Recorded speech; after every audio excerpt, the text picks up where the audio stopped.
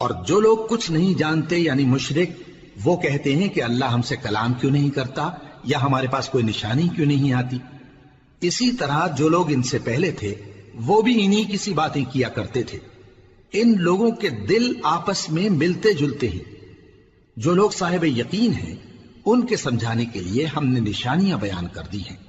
اے پیغمبر، ہم نے تم کو سچائی کے ساتھ خوشخبری سنانے والا اور ڈرانے والا بنا کر بھیجا ہے، اور اہل دوزخ کے بارے میں تم سے کچھ پرسش نہیں ہوگی، اور تم سے نہ تو یہودی کبھی خوش ہوں گے اور نہ عیسائی، یہاں تک کہ ان کے مذہب کی پیروی اختیار کر لو۔